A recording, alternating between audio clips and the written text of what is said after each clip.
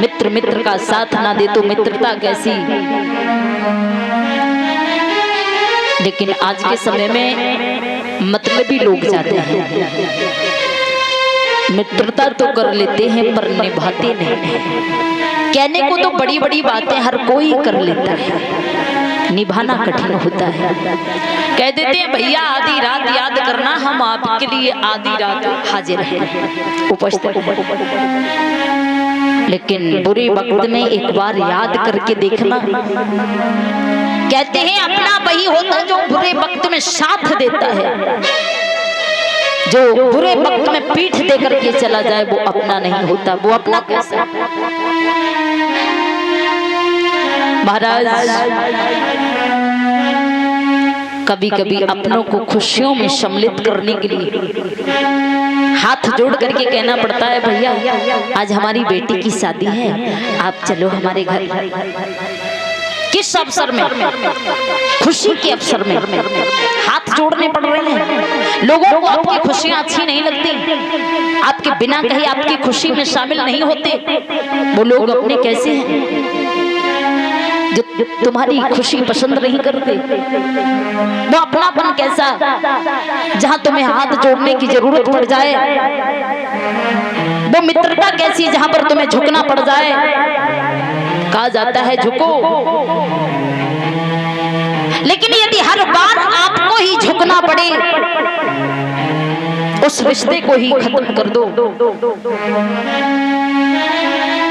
रिश्ते निभाने के लिए सहनशीलता होनी चाहिए। अच्छा, रिश्ते कब टूटते हैं महाराज? रिश्तों के बीच में दरार कब आती है? कब रिश्ते टूटते हैं? हमारे रिश्ते तब टूटते हैं जब हम लालच, अपने स्वार्थ के लिए अधिक बोलना, ऋण लेना, किसी से ज्यादातर उधार मांगना, अपनों से ऊंचे होने के सपने देखना, समझो हमारे रिश्तों के बीच में दरार आने लगी। भाई भाई सोचता है कि हम अपने छोटे भाई से ऊंचे हो जाएं। यदि जीवन में कोई भला चाहने वाला है तो सिर्फ एक पिता है।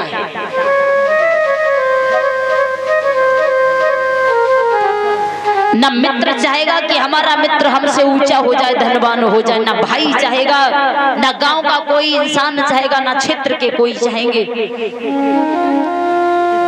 यदि चाहने वाले हैं तो हमारे पिता, माता पिता। पिता कहते हैं कि जो दिन हमने देखे वो हमारा पुत्र ना देखे। वो चाहता है कि हमसे भी ऊंचा नाम कमाए हमारा बेटा।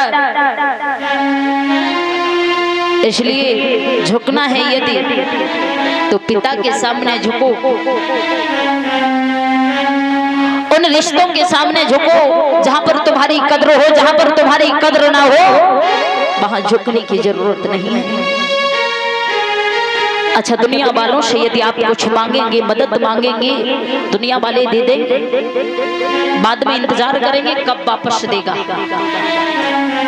भगवान है जो जिसके सामने यदि हाथ फैलाओ कभी निराश नहीं होगी। वो देगा देर से सही पर वापस कभी नहीं लेगा। और दुनिया वालों के आगे झुकने से अच्छा क्या लाभ है? दुनिया वालों को कभी खुश नहीं कर पाओगे महाराज। कहते हैं लोग कि चार लोग क्या कहेंगे, हमें ऐसा करेंगे। दुनिया की ओर देखोगे तो अपनों को कभी सुख नहीं दे पाओगे। दुनिया वालों को ये मत बताओ कि हम किस तरह से जी रहे हैं, हमारे परिवार के लोग कैसे रह रहे हैं। क्योंकि जब आपके पास पैसा है तो दुनिया आपकी औकात देखती है, और आपके पास यदि पैसा नहीं है तो दुनिया आपको औकात दिखाती है। महाराज, यदि आपके पास कुछ नहीं है तो लोग कहते हैं भैया कैसे गुजर रहे हैं दिन। और जब आपके पास धन है तो लोग कहते हैं भैया 2000 रुपए दे दो। यदि आपने नहीं दिया बस नाराज हो गए। हर दिनों का एहसान भूल गए, वो दिन भूल गए कि हम इन्हीं के सहारे से चल रहे थे। यदि आपने एक दिन मना कर दिया, सारे एहसान भूल जाएगा वह व्यक्ति। इसलिए दुनिया को खुश करने में लगे रहोगे तो अपनों को सुख कब दोगे? दुनिया के लिए भला करो, मानते हैं, अच्छा करो, लेकिन अपनों के साथ बुरा मत करो औरों की खातिर। तो आज अश्वत्थामा ने दुर्योधन से कहा है, भैया आपने हमें सेनापति नहीं बनाया है। हम चाहते हैं कि यदि आपकी इन अंतिम सांसों में कोई अधूरी इच्छा रह गई हो वो आप हमें बताइए। दुर्योधन ने कहा है, भैया यदि आप कह रहे हैं तो ऐसा करो, पांचों पांडवों के कटे हुए शीश ला करके दे दो। और दुर्योधन को ये श्राप लगा था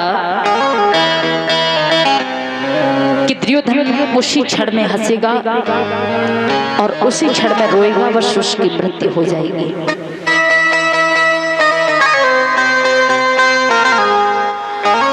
इधर जैसे ही अश्वत्थामा ने सुना, चल अब भगवान कृष्ण को पता था कि क्या होने वाला है, तो भगवान कन्हैया ने पांचों पांडवों को साथ लिया, गंगा स्नान करने के लिए चले गए। अब अश्वत्थामा जाकर के पहुंचा द्रौपदी के 5 पुत्रों के पास। द्रौपदी के 5 पुत्र सो रहे थे, वही ब्रह्मास्त्र उठाया है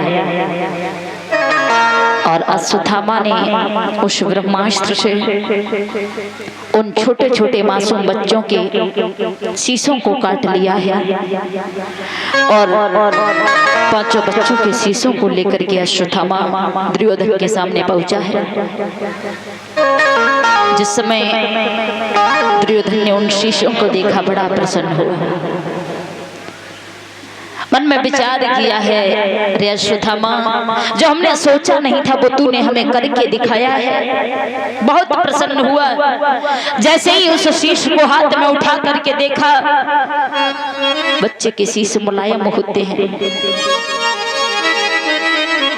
जैसे ही दुर्योधन ने उन बच्चों के शीशों को देखा, पैरों तले जमीन खिसक गई। रे अश्वत्थामा, तूने ये क्या किया? अरे तूने तो हमारे कुल का ही नाश कर दिया, आगे को हमारा वंश कैसे चलेगा? तूने ये क्या किया? उसी क्षण में रोता है, रोते रोते दुर्योधन के प्राण निकल जाते हैं। जिस समय दुर्योधन के प्राण निकल जाते हैं, अश्वत्थामा ने देखा, दुखी होकर के वहां से भाग जाता है, ऊंचे से पहाड़ पर जाकर के छिप जाता है। इधर भगवान योगीराज कृष्ण अर्जुन वहां पर आए हैं।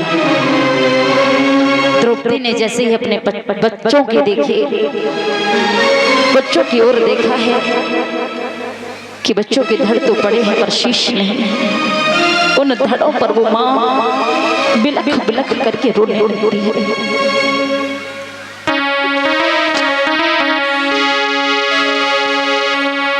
ले बेटन को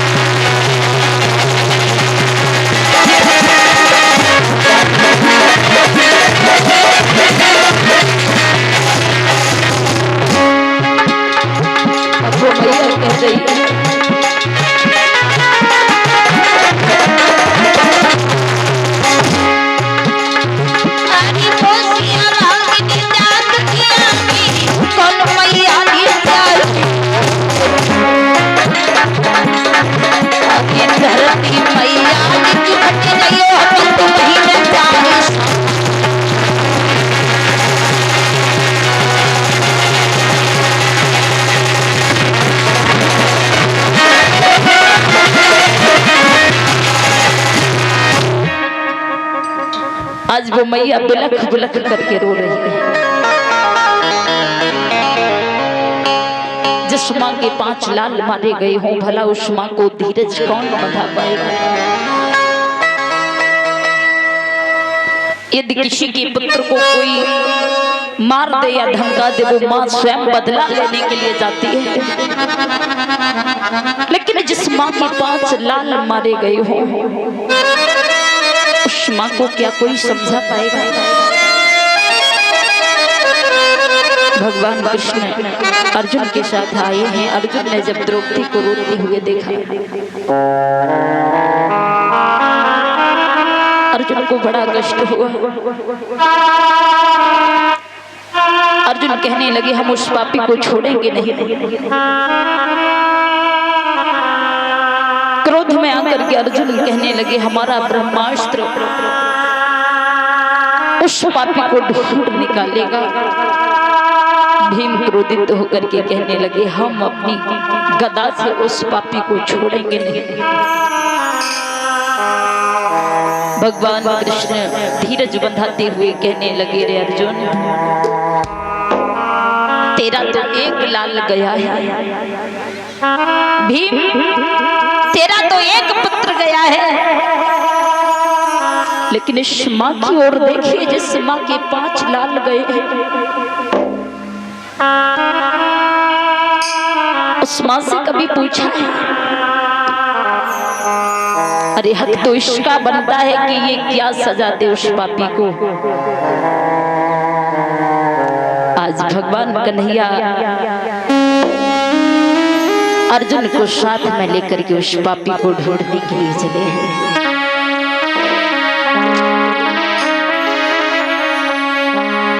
चले ही ये दुराई, चले ही ये दुराई, और लेगी संग सखा अर्जुन को चले।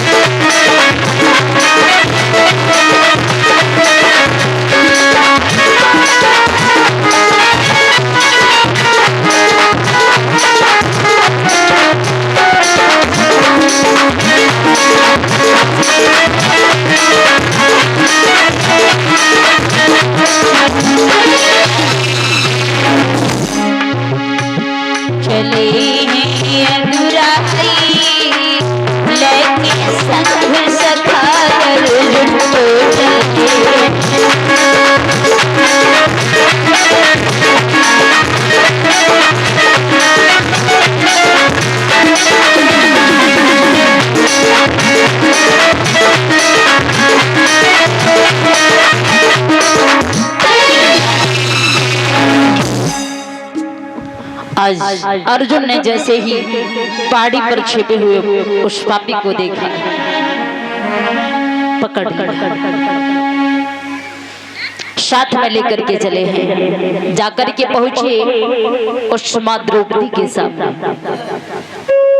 पूछने लगे हैं, कृष्ण कहिए द्रौपदी, क्या सजा दी जाए इसे?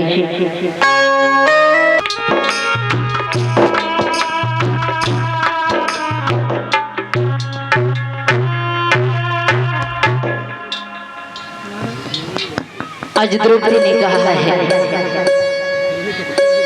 कि यदि आप इस पापी को मार देंगे तो हमारे बच्चे तो जीवित नहीं हो सकते हैं ना। दूसरी बात, यदि आप इसे मार देंगे तो आपको ब्रह्म हत्या लगेगी, क्योंकि ये एक ब्राह्मण का पुत्र है। दूसरी बात, तुम दोनों गुरु भाई हो, हमें ऐसा नहीं करना चाहिए, हम इसे नहीं मार सकते। इसे कोई ऐसी सजा दीजिए जो मौत से भी बढ़कर के हो।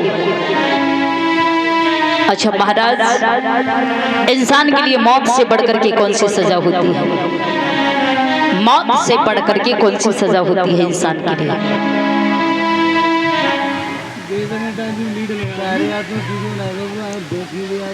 मौत से बढ़कर के इंसान के लिए एक ही सजा होती है, उसका अपमान।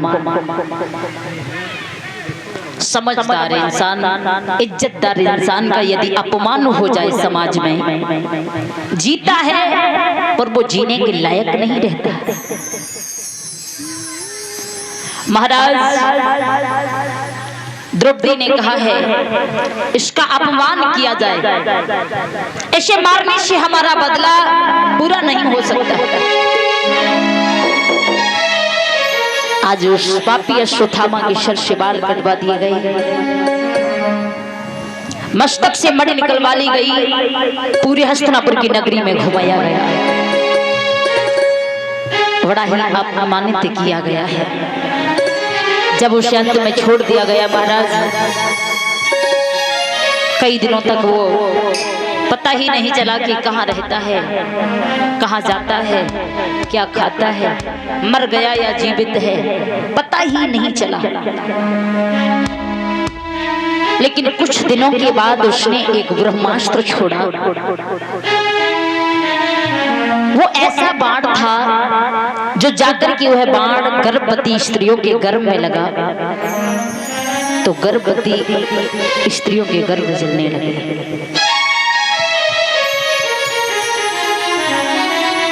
अभिमन्यु की पत्नी उत्तरा गर्भवती थी।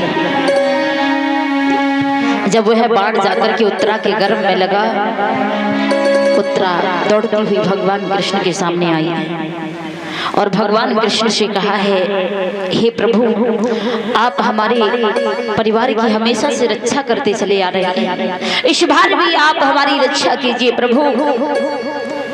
तो भगवान कन्हैया ने अपनी योग माया द्वारा देखा कि वो चाल किसी और की नहीं, उसी पापी अश्वत्थामा की वो चाल थी। भगवान कन्हैया ने उत्तरा के गर्भ में उस छोटे से बच्चे की रक्षा की। रक्षा करने के बाद आज प्रभु की ऐसी कृपा हुई, धीरे धीरे कुछ समय व्यतीत हुआ। 9 मास बीतने के बाद उत्तरा ने एक बच्चे को जन्म दिया।